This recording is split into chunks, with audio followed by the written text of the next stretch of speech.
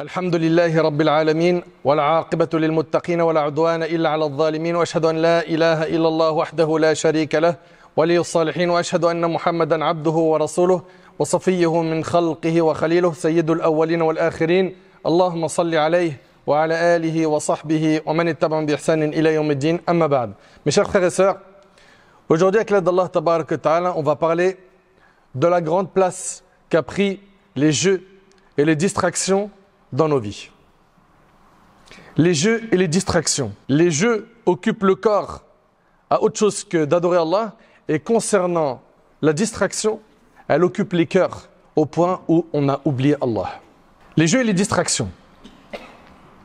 Ali ibn Abi Talib radiyallahu ta'ala anhu, ce noble compagnon, a dit: certes la vie terrestre s'en va et la vie de l'au-delà se rapproche et chacune d'elles a des enfants. C'est-à-dire que cette dunya, ce bas monde, a des enfants et l'au-delà a des enfants. Ali radiyallahu anhu dit, écoutez bien, alors soyez les enfants de l'au-delà et ne soyez pas les enfants de la vie terrestre, car aujourd'hui c'est un jour d'acte sans jugement et demain ce sera un jour de jugement sans acte. Soyons donc de ceux qui misent sur l'au-delà. Mais malheureusement, quand on fait le constat des jeunes et des moins jeunes, et wallahi, ça me brûle le cœur de faire ce constat avec vous. On constate aujourd'hui que les jeunes et les moins jeunes ont placé le divertissement comme élément indispensable de leur vie. C'est une nécessité dans la vie de beaucoup de musulmans et de musulmanes. Illa man rahimallah, sauf ceux à qui Allah a fait miséricorde. Au point où ils ne vivent que pour ça. Il n'y a qu'à voir nos jeunes qui passent leur temps sur les jeux vidéo, sur acheter des joueurs sur FIFA, sur tel jeu de combat. Regardez le temps qu'ils passent sur Netflix, sur leur smartphone, à regarder les nouvelles séries, à regarder les stories des célébrités, à perdre des heures incalculables sur TikTok, à regarder des lives inutiles, voire qui appellent au haram. Les jeux et les divertissements ont pris trop de place. Et il semblerait que nos frères et nos sœurs ont oublié qu'on n'a pas été créés pour jouer. Cette vie, il faut la prendre au sérieux. Il faut que tu fasses de cette vie un projet qui te fasse gagner sur terre et surtout dans l'au-delà. Mais non, on préfère s'abrutir devant des écrans et tuer le temps. Et c'est la hantise aujourd'hui des jeunes et de moins jeunes d'avoir du temps libre. Comment ça, j'ai du temps libre? Qu'est-ce que je vais faire de ce temps? Moi, il faut que tout mon temps soit planifié dans le divertissement. Donc là, il y a un restaurant, là, il y a un bowling, là, il y a un cinéma, là, il y a une sortie avec mes amis, là, il y a ceci, là, là, il y a une case vide. Qu'est-ce que je vais faire du samedi après-midi? Et il n'y a pas une seule fois, tu t'es posé la question, qu'est-ce que tu vas faire pour te rapprocher d'Allah, améliorer la situation de ton cœur?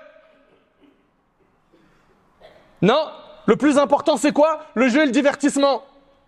En as-tu fait une religion chez toi? Tu adores les jeux ou tu adores Allah? Mon discours s'adresse principalement aux jeunes, mais pas que. Aussi aux moins jeunes et surtout aux parents.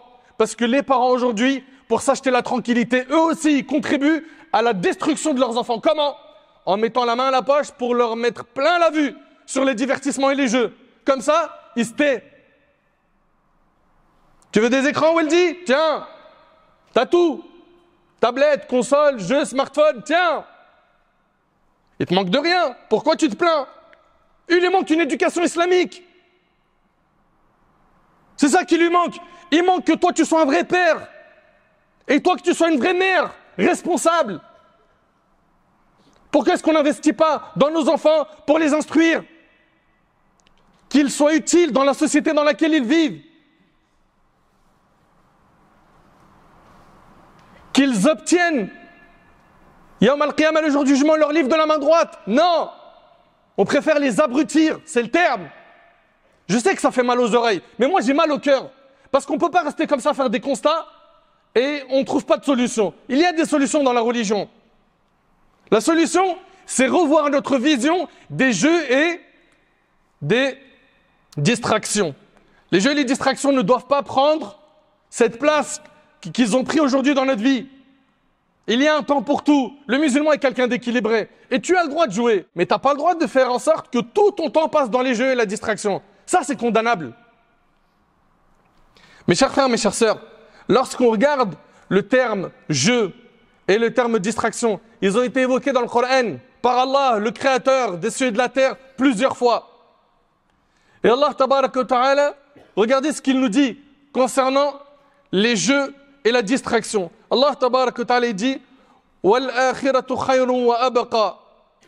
Allah ta'ala dit, et pourtant, la vie future, la vie de l'au-delà, est meilleure et plus durable. C'est l'éternité.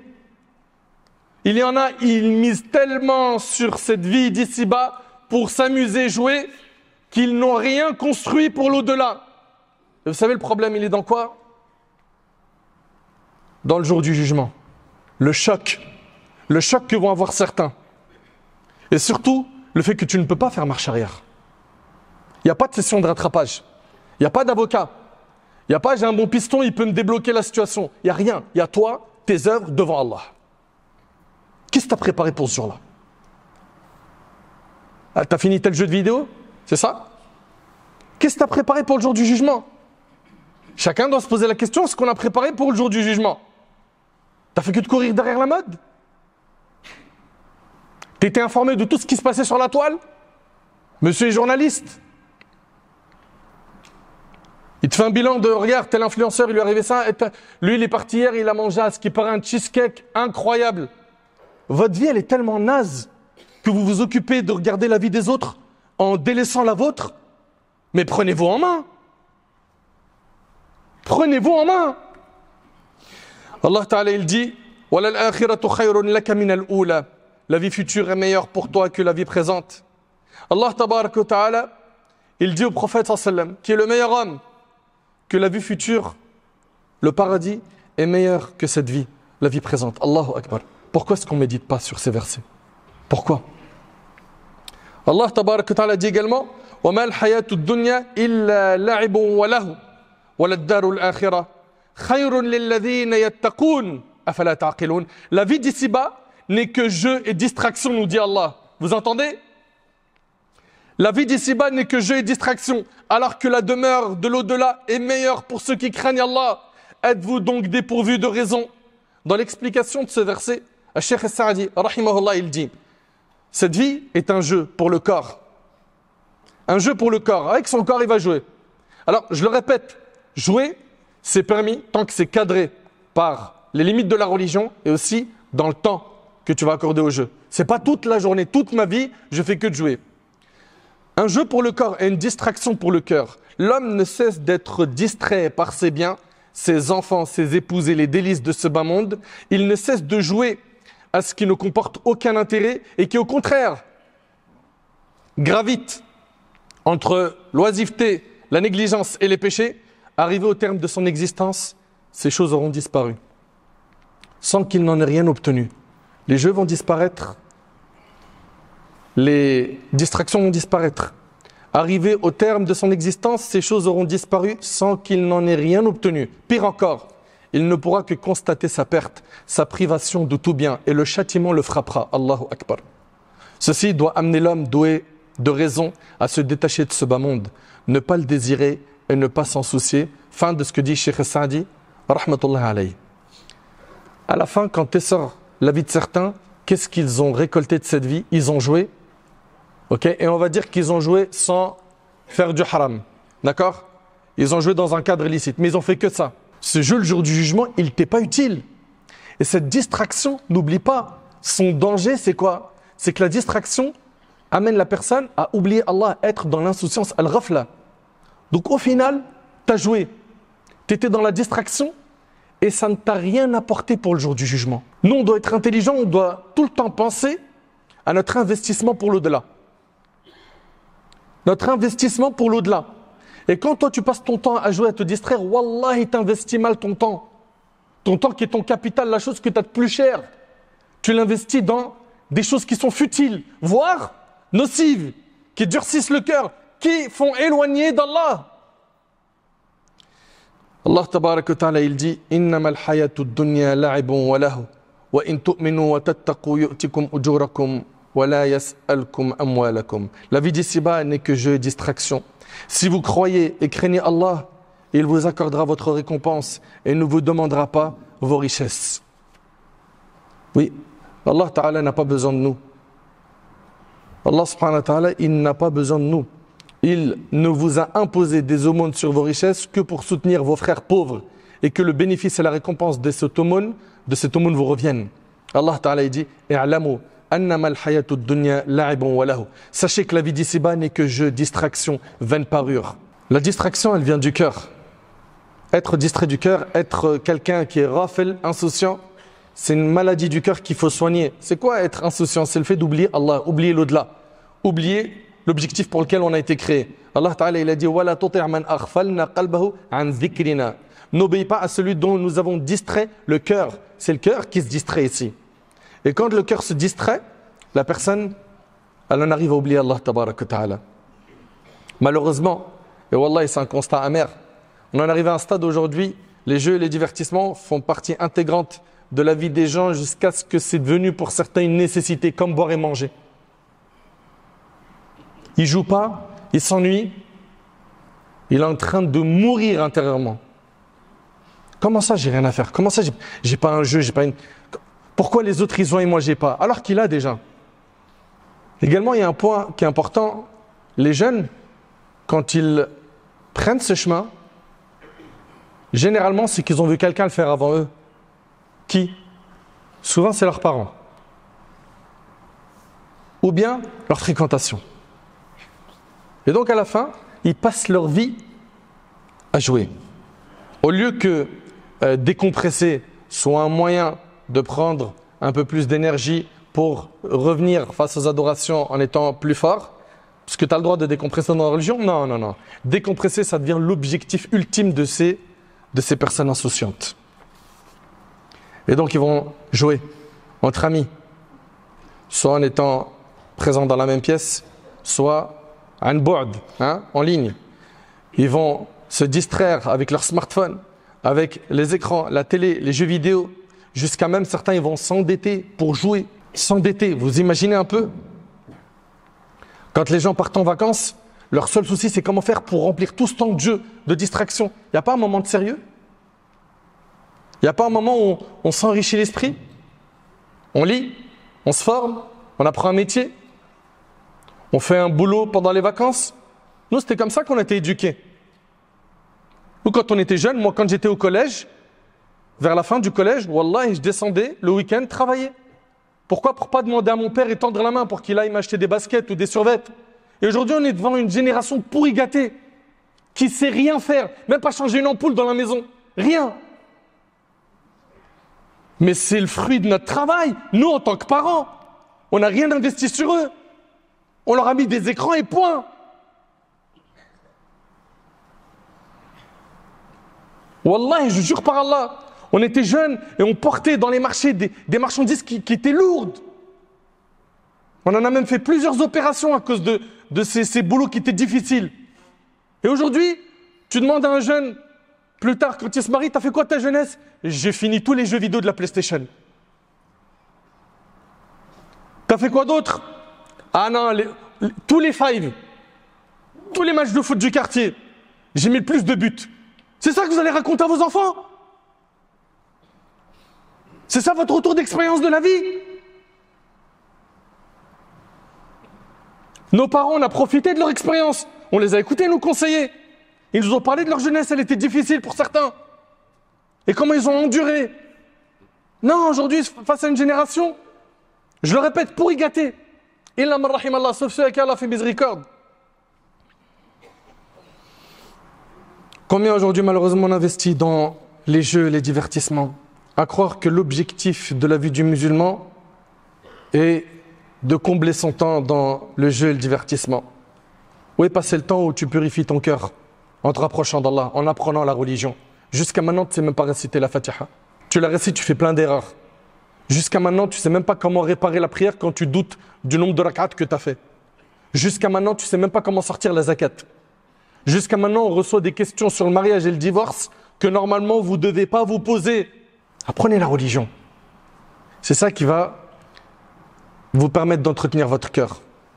Parce que plus tu vas apprendre à connaître Allah tabaraka wa ta'ala, en apprenant la croyance, en fortifiant ta foi, plus tu vas apprendre à connaître Allah, plus tes actions seront des œuvres pieuses. Et il n'y a pas que l'apprentissage de la religion. On vous l'a dit tout à l'heure, les sciences profanes, combien il y en a qui peuvent être utiles pour ta vie? La vie, elle est dure, les frères.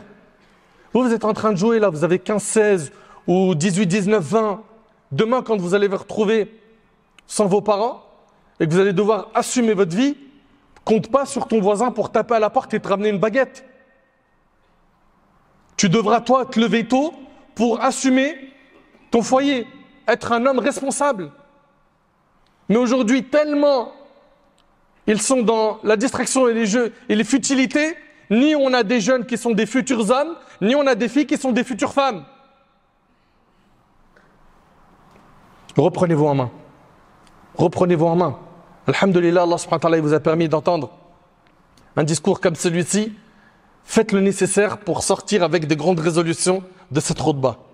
Et les parents, vous qui investissez beaucoup dans les jeux et les divertissements, investissez pour que vos enfants apprennent des sciences qui leur seront utiles, que ce soit l'anglais, les maths, l'informatique. Misez sur le fait d'enrichir leur esprit. Poussez-les à la lecture. Mes petits frères, mes petites sœurs, ne comprenez pas qu'on est en train de vous dire que vous n'avez pas le droit de jouer et de vous amuser. Mais ça doit être cadré. C'est-à-dire quoi? Ça doit être limité dans le temps. Il doit y avoir des moments sérieux, des moments d'adoration, des moments où vous êtes avec vos familles, en train d'échanger, de discuter, d'être au service de votre famille. Et il y a des moments pour jouer. Il y a un temps pour tout. Et surtout, que ça reste toujours dans un cadre licite, autorisé par la religion. Le prophète, ce qu'il a dit à Hanzala dans la fin d'un hadith, il lui a dit un moment pour l'au-delà et un moment pour les choses de ce bas monde. Ça ne veut pas dire un moment dans le péché et un moment dans les adorations. Jamais la religion nous a dit cela. C'est un moment pour les choses de l'au-delà. Tu vas prier, tu vas lire le Coran, tu vas faire du dhikr, multiplier les demandes de pardon. Et un moment pour les choses de ce bas monde. Tu vas te reposer, tu vas faire du sport, tu vas discuter, échanger avec ta famille, etc. Et c'est comme ça qu'on devient quelqu'un d'équilibré. Dans le cas où tu ne prends pas ce discours en compte, tu risques de te retrouver à dire comme certains diront, et ça c'est mentionné dans Surat al-Fajr, dans le verset 24, « Ya laytani qaddamtu li hayati » si seulement j'avais œuvré en bien pour ma vie véritable et éternelle. Allahu Akbar. Et dans l'explication du verset, s'il était pécheur, il regrettera ses péchés. Et s'il était obéissant, il déplorera n'avoir pas accompli plus d'œuvres pieuses. Donc retenez bien que la personne peut se retrouver à ne pas écouter les rappels. Et puis t'as beau nous dire, Allah a dit, le prophète a dit, j'en fais qu'à ma tête. Le problème, c'est que tu peux te retrouver à dire, si seulement j'avais œuvré en bien pour ma vie véritable et éternelle. Et il dira ça le jour du jugement. Et ça sera trop tard. Allah Ta'ala il dit وَمَا هَذِهِ الْحَيَاةُ الدُّنْيَا إِلَّا لَهْوٌ وَلَعِبٌ وَإِنَّ الدَّارَ الْآخِرَةَ لَهِيَ الْحَيَوَانُ لَوْ كَانُوا يَعْلَمُونَ. La vie d'ici-bas n'est que distraction et jeu, alors que la demeure de l'au-delà est la vraie vie, s'ils savaient. S'ils savaient. Investissez plutôt sur l'autre vie, mes chers frères, mes chères sœurs.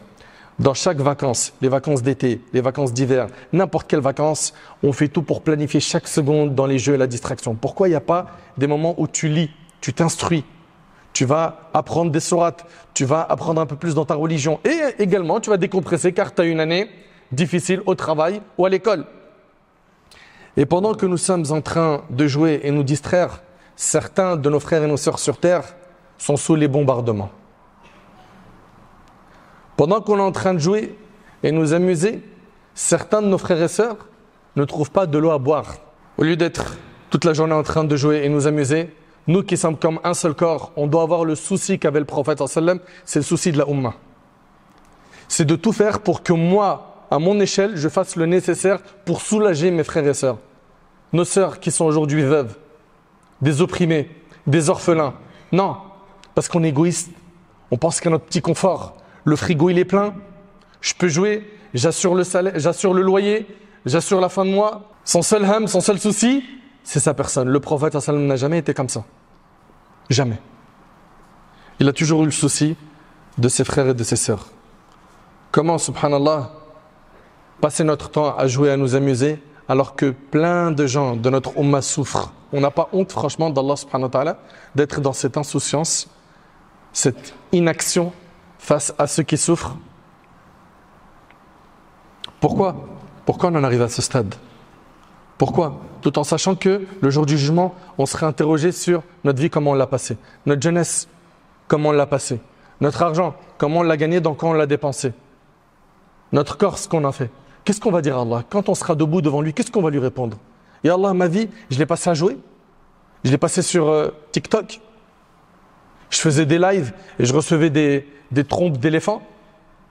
C'est ça que tu vas dire à ton Seigneur?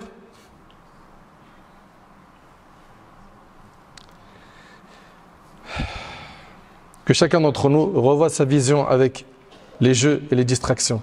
En islam, tu as le droit de jouer. Mais ça doit être un temps bien limité, cadré. Et surtout, tu dois comprendre qu'on n'a pas été créé pour ça. Notre objectif à nous, c'est d'adorer Allah tabarak wa ta'ala. C'est de soulager un maximum nos frères et nos sœurs qui sont dans le besoin. C'est d'avoir un rôle, d'être utile comme a été notre bien-aimé alayhi salatu wassalam. Et ne pas être quelqu'un de rafel, d'insouciant, qui oublie Allah, qui oublie le jour dernier, qui ne pense qu'à shahawat al-nafs, les passions de ce qui vont satisfaire son ego et rien d'autre. Ne soyons pas de cela. Le temps, wallah, il passe très vite. Ceux parmi nous qui ont 40 ans, 50, 60, ils vous diront que j'ai pas vu le temps passer. C'est pour ça que je m'adresse à mes petits frères aujourd'hui quand je les vois, nos petits frères, les collégiens, les lycéens, les universitaires. Le temps, il va passer très très vite. Et soit vous allez être assez intelligent pour investir votre temps dans ce qui sera utile pour vous, pour la société dans laquelle vous vivez et surtout pour votre vie future, soit vous allez être bête et vous risquez de perdre énormément le jour du jugement. Rappelez-vous des versets qu'on a cités tout à l'heure. Et je finis avec ce verset. Allah Ta'ala dit Ya ayyuhan-nas ittaqu rabbakum. Ô homme, craignez votre Seigneur. Wakhshaw yawman la yajzi walidun an waladihi wala mawludun huwa jazin an walidihi shay'a. Ô homme, craignez votre Seigneur et redoutez le jour où le père ne sera d'aucun secours pour son fils. Ton père, il ne va pas t'aider le jour du jugement. Ni le fils pour son père. Inna wa'dallahi haqq. La promesse d'Allah est vérité. Fala taghurrannakumul hayatud dunya wala yaghurrannakum billahi al-gharur. Que la vie d'ici-bas ne vous trompe pas et que Satan, le tentateur, ne vous trompe pas au sujet d'Allah. J'implore Allah subhanahu wa ta'ala d'améliorer notre situation. J'implore Allah tabarak wa ta'ala de nous accorder la piété. J'implore Allah tabarak wa ta'ala de réveiller nos cœurs de cette insouciance que nous vivons. J'implore Allah tabarak wa ta'ala de faire de nous des pieux. Ya Rab, améliore notre situation. Améliore la situation de la Ummah. Ya Allah, utilise-nous dans le bien jusqu'à notre dernier souffle. Ya Allah, accorde-nous une bonne fin. Ya Allah, guide nos jeunes.